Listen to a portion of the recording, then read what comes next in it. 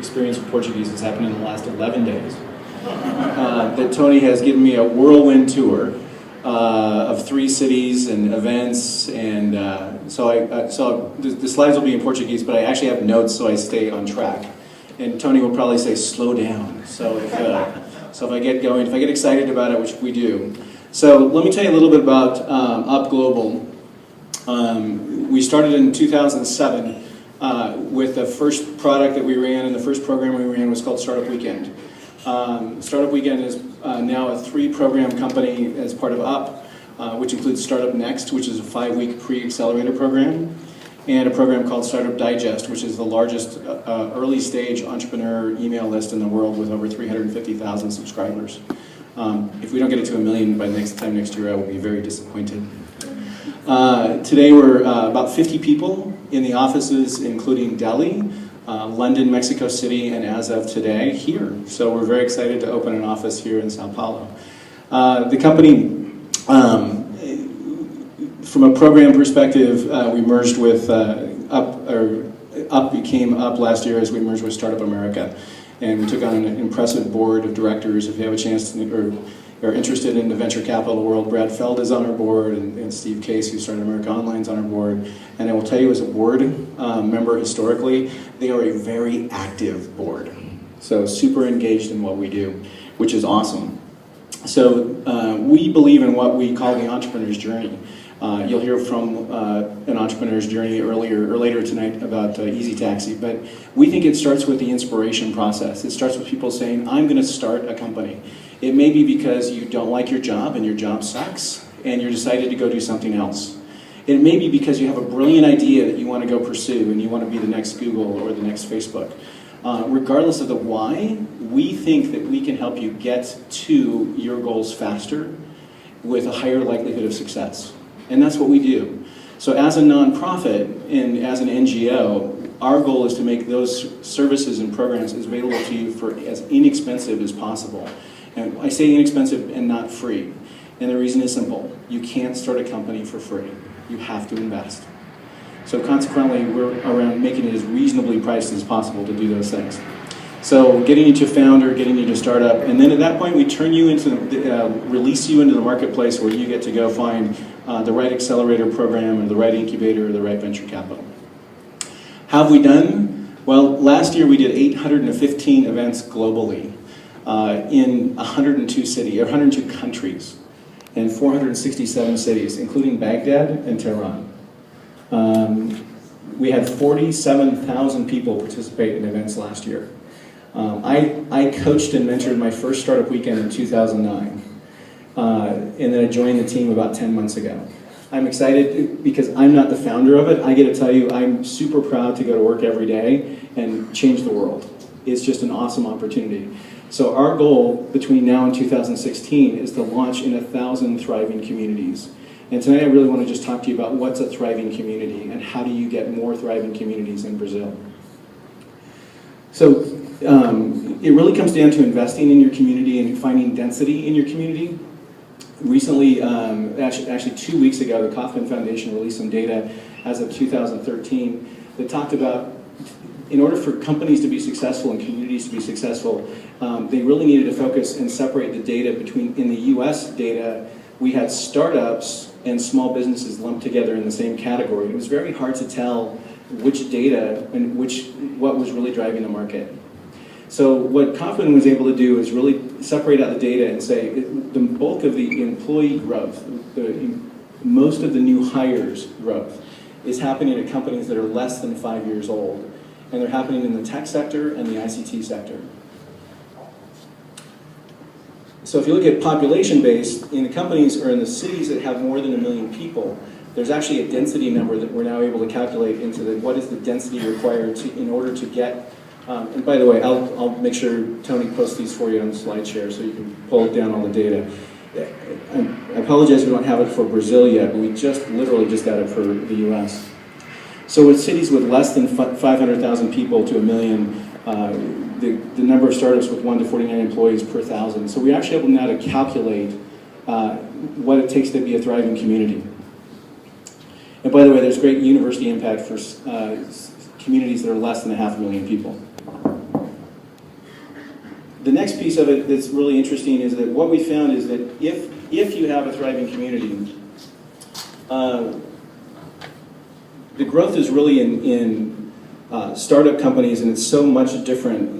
What's interesting from the data that came out was, even though many startups start lean, like most of you are doing now, and you don't hire a lot of employees, and there are a high failure rate of companies that start lean, but the growth of employees in those companies that take off far exceed the failure rate and the loss of jobs from the companies that don't succeed, which was great data to come out of it.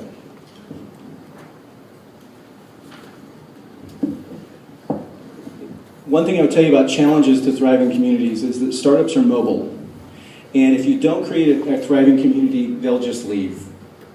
The good news about startups is most are started by relatively young. The average age is somewhere between 29 and 35. So they generally have young kids. They're not old like me and can't move because our kids are in high school or college. Sometimes policies and government policies do impact positively, and sometimes there's just no causality with it at all. And my analogy is that ice cream sales spikes in summer, but so do forest fires. So there's not necessarily any relationship between those two things. And there are factors that are in your control and factors that are out of your control in starting a startup.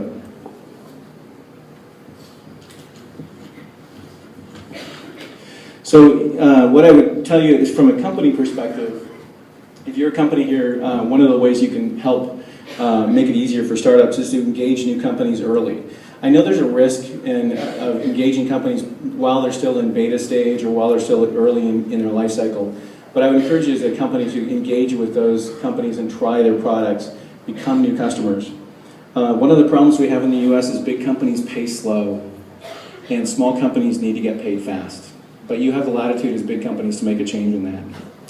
The other thing I encourage you as the individual level is to be a subject matter expert. Volunteer, get engaged, be a mentor, be a connector. You know people in the industry that they need to meet.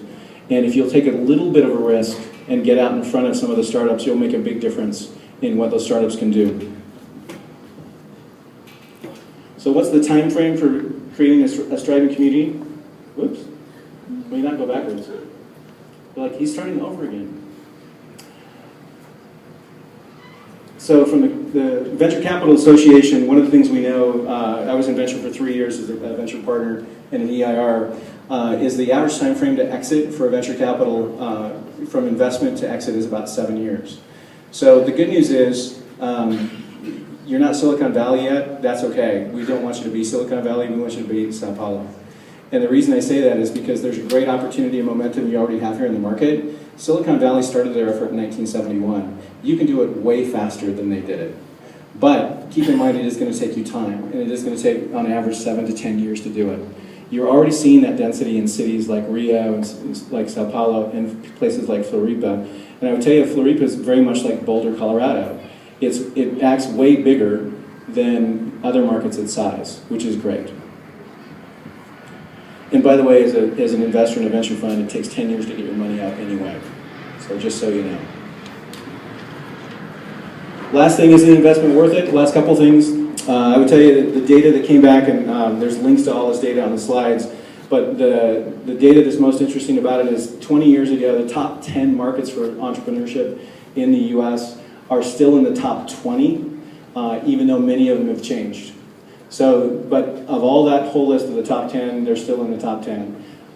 So the investment's worth it. If you make the investment in your communities now, you'll be able to make a difference and an impact on those communities much later.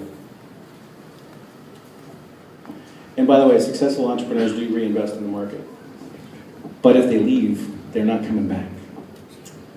So what's in your control and what's out of our control? I will tell you from a startup density perspective, I would encourage you to get involved and lead in your community, volunteer. We can spark initiative, but without 3,500 volunteers that run these programs for us worldwide, there's no way in the world we can run 815 programs this year.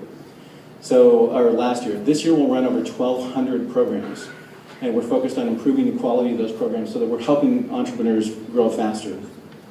Angel investments. I would tell you, we talked last night with a group of folks about creating standard term sheets and standard investment term sheets so that startups don't have to recreate the wheel every time they do this. So there's a number of things that are in your control. And by the way, there's over 165 accelerators now worldwide that are looking to take on new companies. And one of the things that we'll be rolling out as the new as part of Startup Next is a first look forum that'll take the top 12 teams from around the world and fly them into New York to meet with the top accelerators worldwide in September of this year. Factors out of our control. A couple quick things just to note. One of the challenges, and I'm making none of these comments as it relates to Brazil because I can't tell you from commonality to do it, and I would never want to be viewed as being critical. Culture. So in the East Coast of the US, if you fail, it's not good. On the West Coast, failure is accepted. In the United Kingdom, if you fail, it takes you 6 years to wind down the business. And most people think that you absconded or you stole the funds. So you need to have a culture that embraces failure, because if you don't, you won't have success. And I would encourage you to just be aware, if you see somebody whose company has failed, encourage them along the path. There's a lot of factors that keep you from being successful, and I've had both successes and failures, and I'll tell you, one was a big flame out, right? But you have to get up, dust yourself off, and do it again. So for those of you who are around the ecosystem and aren't out taking the risks, encourage those entrepreneurs who are, because they have to get back and do it again. What's not in your control, there's a lot of legal issues that are not in your control. For example, piercing the corporate veil is something in Singapore that keeps them from being successful. And what I mean by that is that if I start a company and I fail and they can take my house, that's a big difference between the US market and the Singapore market. The last thing I would tell you is look for ways to get investors off the sidelines and into the game, or have them take action.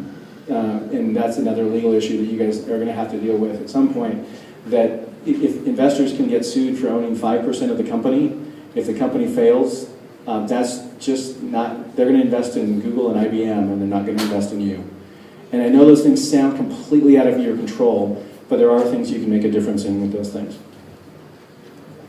All right.